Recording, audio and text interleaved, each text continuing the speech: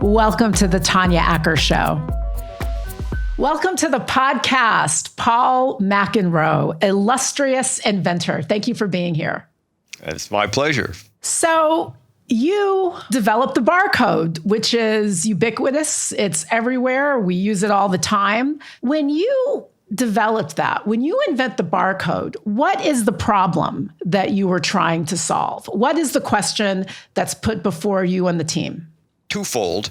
One, IBM wanted me to get them in a new business that would open up the doors to more growth for the company, something they weren't already in, and supermarket retail was one of those things. And two, the supermarket industry, particularly in retail, general retail like Macy's and those kinds of companies, in addition, were saying they needed item identification. They needed to have some way to identify the item that's being sold, because at that time, they were doing inventory by counting what was left on the shelves.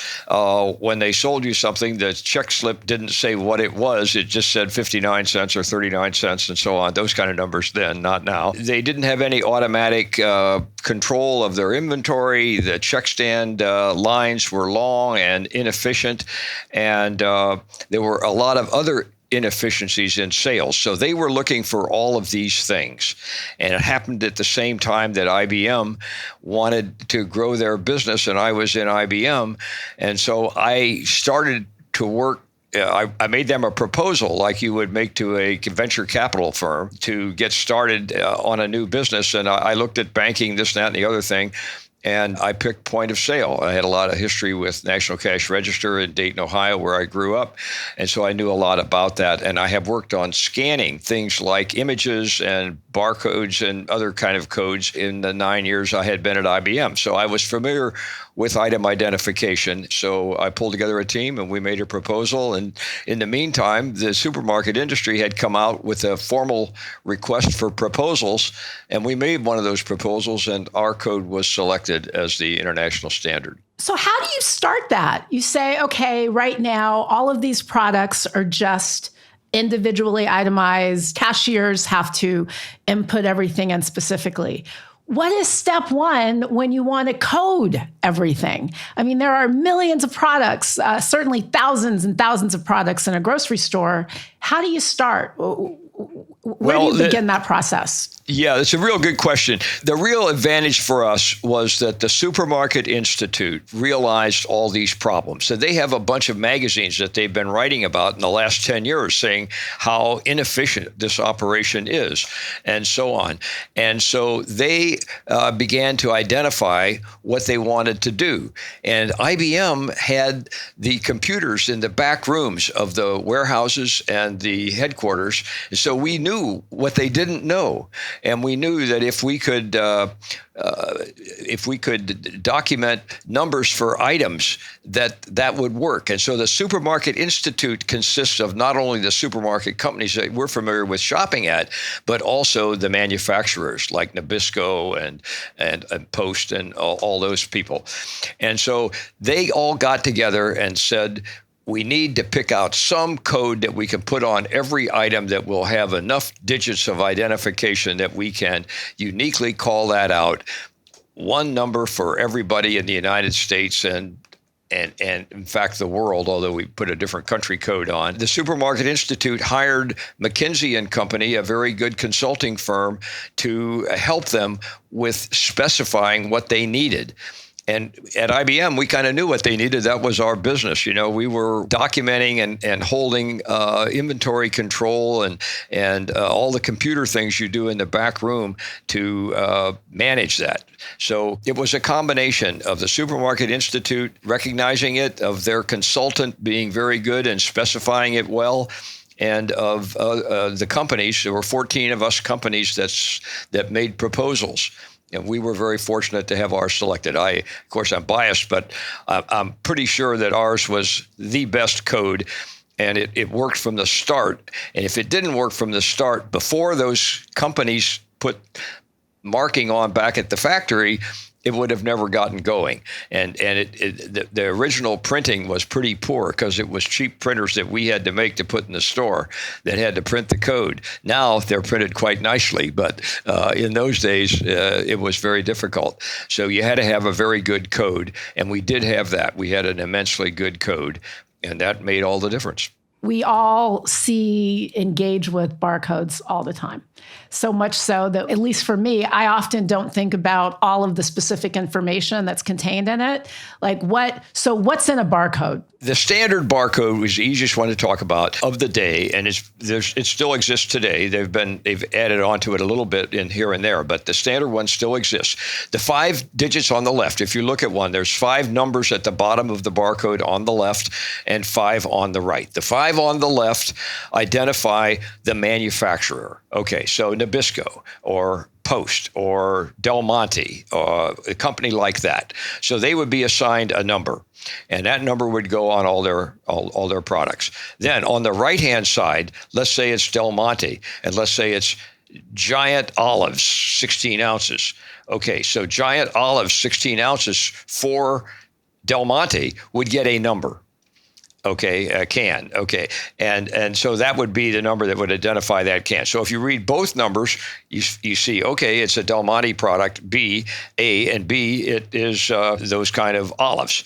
And that is unique. And so then the computer can go to work on that. It can see how many do we have in inventory. Oh, we only have 5 left after this one sells. Order more automatically. And it will send the price and a description and a sale factor and anything else that the company wants to be printed out on the check slip right next to the price. And the price, of course, will go into the computer. That's what it is. So the 5 digits to the left identify the company that manufactured it, and the 5 digits to the right, what their particular product is. And that works for everything in the United States. And then there's another country code embedded in the digits off to the left if you're in the United Kingdom or France or China or wherever. When you put this proposal together, and initially it's just intended for grocery stores, do people think you are crazy? Like, it's such a big, massive project. You've got to code all of these different items. Were there some skeptics? Did you encounter heavy skeptics at the outset? Oh, you can't believe. I mean, 18 states passed laws against it. The first store didn't open, and I was afraid, okay, our equipment, you got to test it 16 ways from Sunday, which we did. And my chief engineer calls me back from the store on the grand opening day in 1974 and said, Paul, the store couldn't open. What could we have failed on? Okay, picket lines. The labor unions picketed the store because they were afraid the supermarket checkout clerks were going to get fired. And as I said, 18 states passed laws saying that you couldn't take the price off the merchandise. See, that was the most controversial thing that we were doing. We were going to take the price off the merchandise. So before, that can of colossal olives of Del Monte would have had a stamped number on it. And by the way, the number is going up all the time, like it always does. And so if you were a smart shopper, you would fish to the back of the cabinet or of the shelf and find an old can that had a lower price on it and buy that one. And the store would lose money because they had to sell you the one that had the old price on it. But of course, we took the prices off, and then they can change the price. They just have to change the marking on the on the shelf, not on the individual item. There were all kind of things. I mean, the IBM lawyers said we couldn't do it because, we weren't 100% sure of laser light. Some senator wanted to introduce a law into Congress that we couldn't use lasers, which is how you read the light. I mean, how you get the light to read the label, the barcode, because the government was using them to shoot down enemy airplanes. And how could you put something like that in a store? And I pointed out that the one in the store was something like 1/1,000,000th of the amount of power of the one that shoots the airplane out of the sky, but this guy didn't understand that. And there were lots and lots of problems. I even had to buy monkeys from Africa and have them tested for a year to prove that it didn't affect the accumulated a light from the laser, even though the laser, of course, the light is turned off except when it's actually scanning an item. But even so, I had to prove that if somebody stared at it for a year, it couldn't hurt their eye, which we did. Put that in context.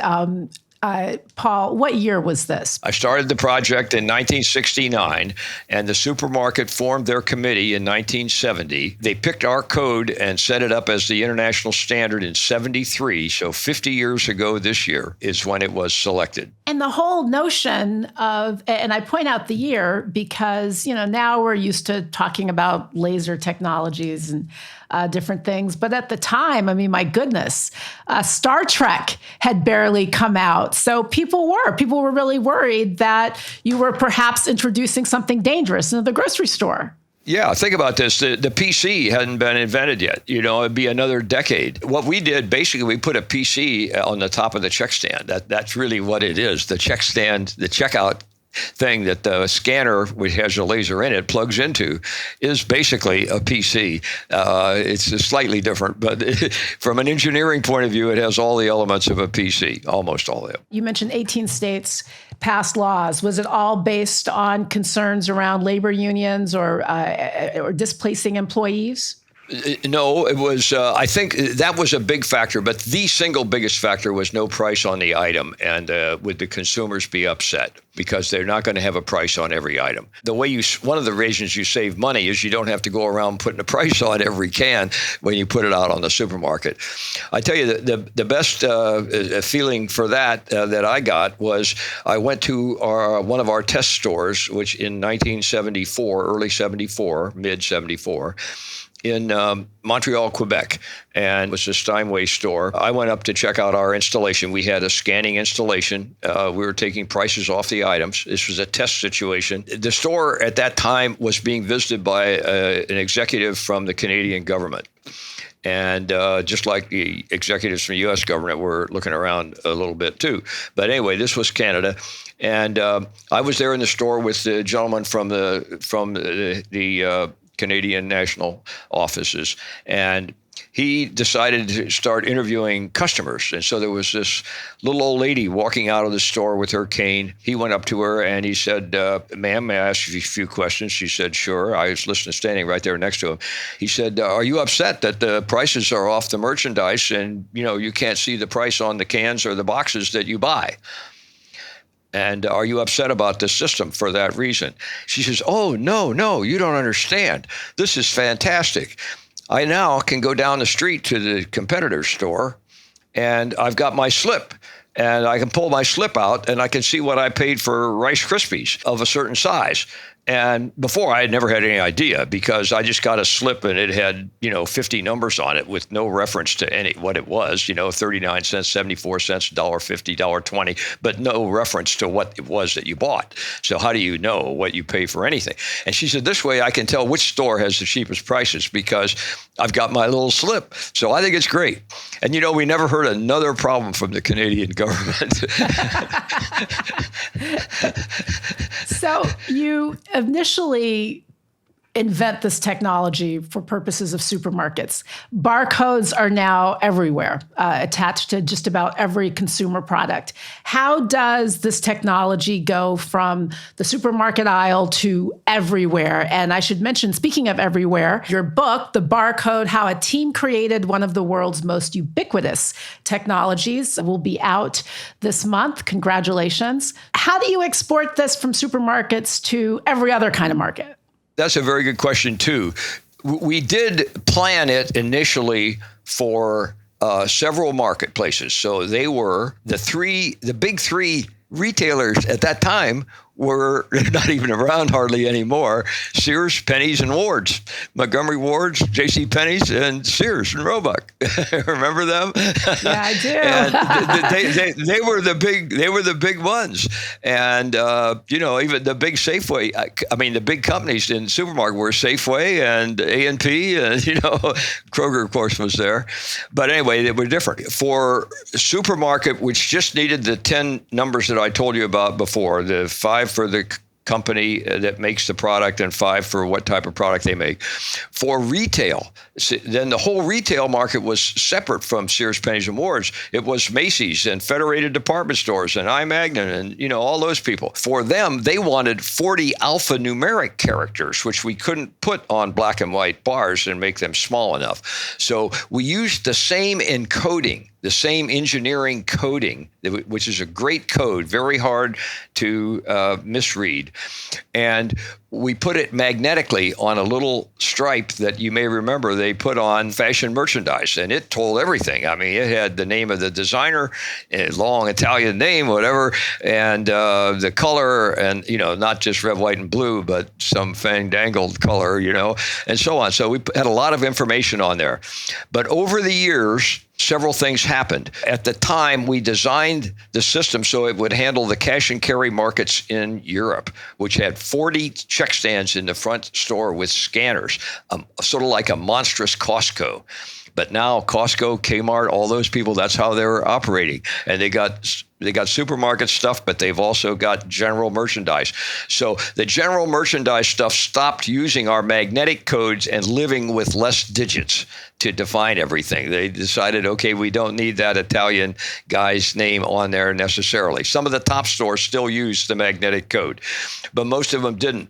And then they found out, like at Amazon, hey, we can use the code and put an automatic scanner here very easily, and it'll say this is what product it is, and Tanya has bought one, and she lives in New York, so we're going to send that to her. And so then they put on there, a code that's got the routing on it, and then it sends it down a certain line. And, everything is automated. In fact, when they make your car, everything is automated. They got barcodes on everything. Every little part in the car has got a barcode on it that tells it where to go, when to be there, and so on and so forth. And people assemble them. And so they took advantage of the fact that we had a code that is very, very efficient. It's self-correcting. If there's two of the bars are blacked out and you can't read them at all, you take a pen and you cover it with black ink, it will read the other 9 and then correct the 10th one and figure out what it should have been and change it and make it that. I put an appendix in the book for the technical people that really want to study it. And it is a document that I wrote back in 1971 that describes the advantages of the code per se. So the code was, like if you're selling coffee today, you might call it bulletproof. The code was very bulletproof. And so they were able to adapt it for everything from Amazon to railroad cars to automobiles to retail to supermarket and anything else you might want. Of course, it doesn't have enough digits. So then they expanded it, which I think is a great thing, to be a code you can read in both directions. So it's not just in one line, but a line across and a line up and down. So you can measure areas, and that gives you the QR code that you can scan with your phone and so on, and you get a lot more information. It's the same type of thing, but we didn't have that at the time. When you developed the barcode, you're working for IBM, so it's an IBM product. Does that mean that all of the barcodes that showed up anywhere, any place, all have their genesis back to this original IBM development? That's correct, except that I should point out that the Supermarket Institute, which first approved the code, were wise enough to say, we don't want to make a billionaire out of somebody. We don't want, if they got just a penny, a fraction of a fraction of a fraction of a penny, and there's 10 billion every day scanned and printed, you can imagine how much money the people would have, or the company. And so they said, anybody that wants to submit a code has to put it in the public domain, so nobody will get any royalties on it. And so we and the other 14 companies that proposed codes agreed to that. So IBM made money by selling hardware and software to supermarkets, but nobody makes any money on the code itself. The code is for free. It's in the public ownership. That's a very important point, Paul, and it kind of brings me to my next subject, because I want to make some money. So what can you invent that we can use now? I'm not adverse to profit. So if you have any good ideas, I am here. And I'll be your assistant. I'll be your apprentice. Whatever you say, sir, I'm here for it. I'm here for it. Yeah. I wish I had an answer to that one. You just work on it. I believe you can just work on it. Put that in your coffee pot and let it percolate. Yeah. That's the best question I've ever been asked, actually. I mean, it's so interesting because you're really working in this industry at the beginning of the computer age, before computers are what they are now, before they are ubiquitous, before little kids, frankly, For example, know how to code. Can I tell you something very interesting? This was the first integrated circuit in the history of IBM to come into a product I put in the point of sale terminal. And we had to have our engineers go learn how to make integrated circuits, where you put a whole bunch of circuits in one little transistor or one little semiconductor. And guess what our density was? We had up to 300 circuits on a chip. Can you believe that? Compared to now is what? What's that? Put that in context for lay people who aren't computer specialists. Is that something? You went from 300 to 300 million. Yeah, something like that, right. Wow.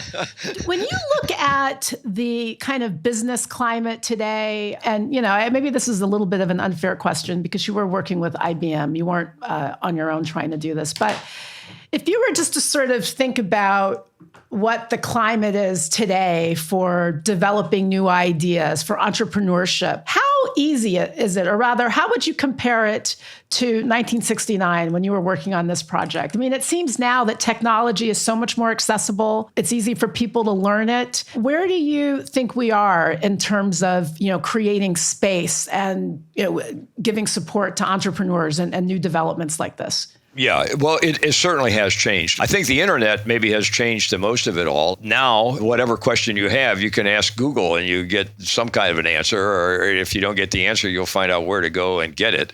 In those days, you had to go to a library at a major university, or you could do your research on a computer, but you could only get the computer in the middle of the night, and so on and so forth. The rewards are a little different, too. We did have venture capital at the time, and they worked kind of the same way, but it wasn't so easy to figure out what you could do and where you might go with it as it is today. There's so many people focusing on what do I do to innovate? Like how many podcasts are there about innovation and invention? The one thing that stays with it, and that's why I put, as you read a minute ago, teamwork as a key factor, even on the title page of the book, because that's what it was. Our system wasn't so much, I mean, everybody wants to think of it as, okay, you came up with these bars and so on and so forth. And that was a very big part of it, without which nothing would have happened.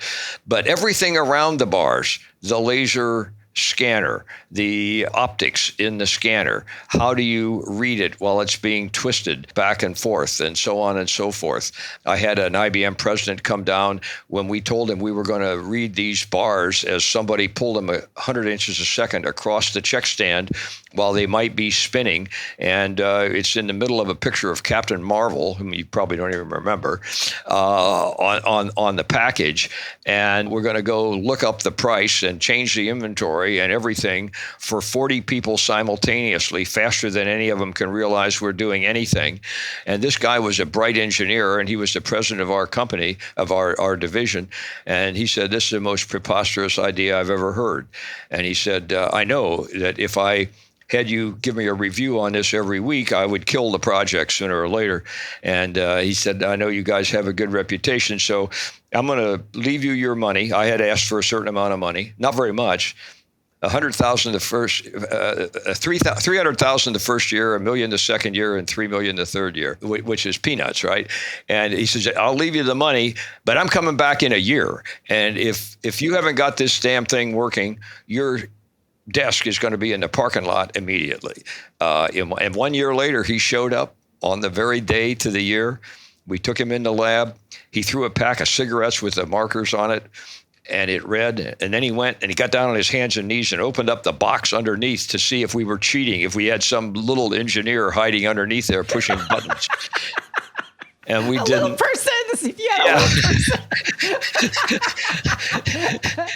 a He couldn't believe it. So, he said, great. But it was putting all these other things around it. We had to change magnetics. There's a thing you may have heard of called the token ring communication system, which is an Ethernet-like thing. We actually invented a thing like that to transmit the signal from the check stand to the back room. The work of engineering and building a system around this little barcode was as big as the barcode itself. And it took us, I worked directly on the project from 1969 to 1977. In 77, we still hadn't achieved real high volume, but it picked up very shortly after that. And then we got to high volume, and then every supermarket got it, and other stores as well. Wow, just fascinating. You created not just a technology, but then a whole infrastructure to support that technology. Paul McEnroe, don't forget our side project, because I am looking to be at the forefront of something big and grand. Paul McEnroe, his upcoming book, The Barcode, How a Team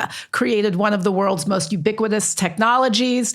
It'll be out September 19th. Paul McEnroe, thank you so much for being here. This was great fun. My pleasure. I had fun too.